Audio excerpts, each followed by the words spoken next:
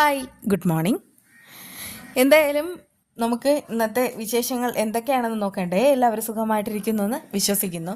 അവിടെയാണെങ്കിൽ അമ്മായി പിണങ്ങി നിൽക്കുകയാണ് കേട്ടോ. ആ സമയത്ത് മാഷ് ചോദിക്കുകയാണ്, എന്ത് പറ്റി? ഞാൻ പറഞ്ഞതല്ലേ ആ ദുഷ്ടൻ്റെ കാര്യം പറയരുതെന്ന്. വീണ്ടും വീണ്ടും പറഞ്ഞു. ഞങ്ങളുടെ കൺമണിക്ക് ആ ഒരു വിവാഹം വേണ്ട എന്ന് ഞങ്ങൾ നേരത്തെ തന്നെ തീരുമാനിച്ചതാ. അല്ലെങ്കിലും ആർക്കും അതായത് നല്ലവർക്കൊന്നും അയാളുമായിട്ട് കൂട്ടുപിടിക്കാനായിട്ട് പറ്റില്ല. അത്രമാത്രം മോശം തരക്കാരനാണ്. അതുകൊണ്ട് ഇനി മാഷാണെങ്കിൽ അയാളുടെ പേര് പോലും ഞങ്ങളുടെ മുന്നിൽ മിണ്ടരുത്. ഇത് മാത്രമാണ് ഒരു കോംപ്രമൈസ് എന്നൊക്കെയാണ് പറഞ്ഞ് സങ്കടപ്പെട്ട് നിൽക്കുന്നുമുണ്ട്. അത് പോട്ടെ, ഇനിയിപ്പോൾ നമുക്ക് അതിനെപ്പറ്റി ഒന്നും സംസാരിക്കേണ്ട.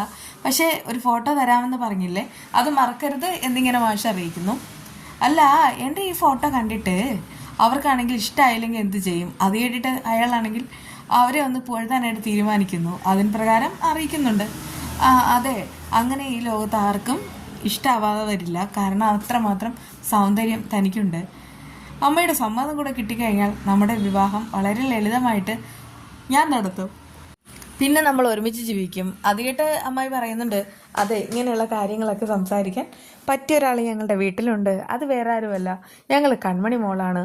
ഫോട്ടോ കാണിച്ചിട്ട് പറയണം. അമ്മയോടായി ഉറപ്പായിട്ടും കൺമണി മോൾ സംസാരിക്കും.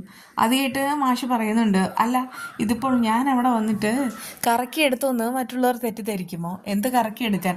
ഞാനല്ലേ അങ്ങോട്ട് കറക്കിയെടുത്തതെന്നൊക്കെ സുലോചനയും പറയുന്നുണ്ട് കേട്ടോ. ആ ഒരു തമാശയായിട്ട് മാഷ് ചിരിക്കുന്നുണ്ടെങ്കിലും അവർ പോയതിന് ശേഷം ഇതെന്താ ഇങ്ങനെ എന്നുള്ള മട്ടിലാണ് അങ്ങനെ നിൽക്കുന്നത്. കൃപയാണെങ്കിൽ ആൻറ്റിയമ്മയും അമ്മയെല്ലാം വിളിച്ചു കൂട്ടുകയാണ്. എന്നിട്ട് പറയുന്നുണ്ട്, ഇങ്ങോട്ട് വായോ, എനിക്ക് ചില പ്രധാനപ്പെട്ട കാര്യങ്ങൾ നിങ്ങളോട് പറയാനുണ്ട്. പാവ എൻ്റെ അച്ഛൻ ഒരുപാട് വിഷമിക്കുന്നുണ്ട്, ഉള്ളുകൊണ്ട് കരയുന്നുണ്ട്. അലികയിലും എന്തൊക്കെയോ പ്രശ്നങ്ങൾ തുടങ്ങിക്കഴിഞ്ഞു. ആ മാനസയുടെ അച്ഛനും കൂടെ വന്നിട്ട് അച്ഛനെ ഭരിക്കുകയാണ്. അതുമാത്രമാണോ, ചോദ്യം ചെയ്യലും ഒക്കെ ആയിട്ട് അച്ഛനായിട്ട് ബുദ്ധിമുട്ടിക്കുകയാണ്. ഇതിനുള്ള അധികാരവും അവകാശവും കൊടുത്തതാരാ? ആൻറ്റിയമ്മ. അത് കേട്ട് ഈ സുജാത പറയുന്നുണ്ട്, അതെ, നീ ഒന്ന് ചുമ്മാതിരിക്കേ. അലികയിൽ എന്തെങ്കിലും പ്രശ്നം ഉണ്ടെങ്കിൽ അത് നമുക്ക് സാഗർ വന്നിട്ട് ചോദിക്കാം. ഇവിടെ ആരെയും കുറ്റപ്പെടുത്തേണ്ട. അത് മാത്രമല്ല, നീ കുഞ്ഞാണ്, പ്രായമൊന്നും ആയിട്ടില്ല. എൻ്റെ പൊന്നമ്മേ, അഭിപ്രായം പറയാനുള്ള സ്വാതന്ത്ര്യം എല്ലാവർക്കും ഉണ്ട്. അതുകൊണ്ടൊക്കെ ഞാനത് പറഞ്ഞിരിക്കും. അല്ലെങ്കിലും ഓരോ കാര്യങ്ങൾ പറഞ്ഞിട്ട് അച്ഛനെ തോൽപ്പിക്കാൻ അമ്മയ്ക്കായിരുന്നു എടുക്കാം. എന്നിട്ട് എന്തായി? അത് കേട്ട് അവൾ ദേഷ്യത്തിൽ പറയാനൊന്നും നിർത്തുന്നുണ്ടോ? ആ സമയത്ത് അവൾ പറയാണ്, ഇല്ലമ്മേ, ഞാൻ നിർത്തില്ല, എനിക്ക് പറയാനുള്ളത് കേൾക്കണം. നിങ്ങളെല്ലാവരും ചേർന്ന് ഒരു പാവം മനുഷ്യനെ തകർത്തു തരിപ്പണായി കഴിഞ്ഞു. പക്ഷെ അച്ഛൻ എന്തെങ്കിലും സംഭവിച്ചാൽ ഞാൻ ഒരിക്കലും കണ്ടു നിൽക്കില്ല എന്നൊക്കെ പറഞ്ഞിട്ട് അകത്തേ കയറി ഓടുകയാണ് കേട്ടോ. ആ സമയത്ത് ആൻറ്റിയമ്മയുടെ സുജാത പറയുന്നുണ്ട്, ബലരാമൻ്റെ പേരും പറഞ്ഞിട്ട് ഞാനിവിടെ വഴക്കുണ്ടാക്കിയിട്ടുണ്ട്. അതൊക്കെ ശരി തന്നെയാണ്. പക്ഷെ അലികയിൽ ഞാനായിട്ട് പ്രശ്നങ്ങൾ ഉണ്ടാക്കിയിട്ടില്ല. അവിടെ ഉണ്ടാക്കിയത് ചേച്ചിയമ്മയാണ്. അതൊക്കെ കേൾക്കുമ്പോൾ ചേച്ചിയമ്മയ്ക്ക് കരയാനുള്ള സങ്കടമുണ്ട്. എന്നിട്ടും അവർ പിടിച്ചു നിൽക്കുകയാണ്. എന്നിട്ട് ശേഷം പറയുന്നുണ്ട്, ഇപ്പോൾ ചേച്ചിയമ്മ ആർക്കും കുറ്റപ്പെടുത്താം, എന്ത് വേണേലും പറയാം. പക്ഷേ ഞാൻ അങ്ങനെ പറഞ്ഞതിൽ ഒരു സത്യമുണ്ട്. എന്തായാലും നിങ്ങൾക്കത് ഇപ്പോൾ മനസ്സിലാവില്ല. അത് എന്നോടൊപ്പം ഇരുന്ന് നേരട്ടെ എന്നൊക്കെ പറഞ്ഞിട്ട് പോവാണ് കേട്ടോ. പക്ഷെ സത്യം എന്താണോ അറിയാത്തതുകൊണ്ട് തന്നെ സുജാത ഇങ്ങനെ ആലോചിച്ച് നിൽക്കുന്നു. അതേസമയം ഈ കൃഷിയാണെങ്കിൽ കൺമണിയോട് പറയുന്നുണ്ട്, ഇതിപ്പോൾ ആൻറ്റിയമ്മ ചതിച്ചത് തന്നെയാണ്, പാവ അച്ഛൻ. അപ്പോഴേക്കും കൺമണി പറയുന്നുണ്ട്, എന്നാലും ഇത്രയും ഇമ്പോർട്ടൻ്റ് ആയിട്ടുള്ള ഫയൽ ആരായിരിക്കും എടുത്തത്? മിക്കവാറും മാനസയും അവളുടെ അച്ഛനും തന്നെയായിരിക്കും. പക്ഷേ ആ ഒരു പേരിൽ ചോദിച്ചപ്പോഴാണ് സാഗർ സാറിനെ അവർ ഒരുപാട് സങ്കടപ്പെടുത്തിയത്. സാർ ഒന്ന് വിളിക്കുന്നത് നല്ലതാണ്. അച്ഛനകത്താർന്ന് തരിപ്പണായിരിക്കുന്ന സമയം സാറിൻ്റെ ഫ്രണ്ട്ഷിപ്പും ആശ്വാസവും ഒക്കെ ഉണ്ടെങ്കിൽ നമുക്കാണെങ്കിൽ ഉറപ്പായിട്ടും ജീവിതത്തിൽ തിരിച്ചു കൊണ്ടുവരാം. കൃഷി പറയുന്നുണ്ട്, ഇപ്പോൾ വിളിക്കുന്നില്ല, കുറച്ച് കഴിയട്ടെ, എല്ലാറ്റിനും കാരണക്കാരി ആൻറ്റിയമ്മയാണ്. സത്യം അറിയാവുന്ന അവൾ പറയുന്നുണ്ട്, അങ്ങനെ ഇപ്പോൾ എന്തിനും അവരെ കുറ്റപ്പെടുത്തി സംസാരിക്കേണ്ട കാര്യമൊന്നുമില്ല. അതെന്താ അങ്ങനെ? ഉറപ്പായിട്ടും അത് ആൻറ്റിയമ്മയാണെങ്കിൽ അച്ഛനെ ചതിച്ചത് തന്നെയാണെന്ന് കൃഷി എടുത്ത് പറയുന്നു. അതൊന്നുമല്ല, വേറെ എന്ന് പറഞ്ഞിട്ട് കൺമണി അങ്ങ് നിർത്തുകയാണ്. അത് കേൾക്കുന്ന കൃഷിന് ദേഷ്യമാവുന്നു. നീ ഇപ്പോൾ വേറെ എന്ന് പറഞ്ഞു, എന്താ കാര്യം? ഒന്ന് വേഗം പറയാവോ? ഒന്നുമില്ല, ഞാൻ ചില സംശയങ്ങളെല്ലാം പറഞ്ഞു, അത്രയുള്ളതെന്ന് പറഞ്ഞിട്ട് കൺമണിയാണെങ്കിൽ വിഷയം മാറ്റുന്നു. അതേസമയം കൃഷിയാണെങ്കിൽ ഇങ്ങനെ ഓരോന്ന് ആലോചിച്ച് നിൽക്കുകയാണ്. എന്താ വേണ്ടതെന്ന് എനിക്കറിയാം എന്നിങ്ങനെ പറയുന്നുമുണ്ട്.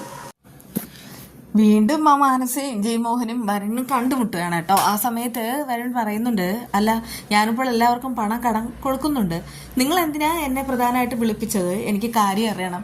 ജയ്മോഹൻ പറയുന്ന ഒരു കാര്യമുണ്ട്, അലിക തകർന്നു, പൂർണ്ണമായി തകർന്നു. സാഗറിൻ്റെ കയ്യിൽ നിന്ന് പോയി. ഇനി നമുക്ക് വേണം അതൊക്കെ നന്നായിട്ട് നേരെ നടത്താൻ. അതുകൊണ്ട് തന്നെ അത് നടത്താനായിട്ട് വരുണിന് എന്തെങ്കിലും ബുദ്ധിമുട്ടുണ്ടോ, അത് ഏറ്റെടുക്കാനായിട്ട് പണം മുടക്കാവോ? അത് കേട്ടിട്ട് അവൻ പറയുന്നുണ്ട്, അതിപ്പോൾ എനിക്ക് വേറെ സമ്മതക്കുറവൊന്നുമില്ല, പക്ഷെ ഞാനൊരു കാര്യം പറയുന്നുണ്ട്, ഒന്നും തോന്നരുത്. ആ സാഗർ എന്ന് പറയുന്നത് അതിബുദ്ധിമാനാണ്.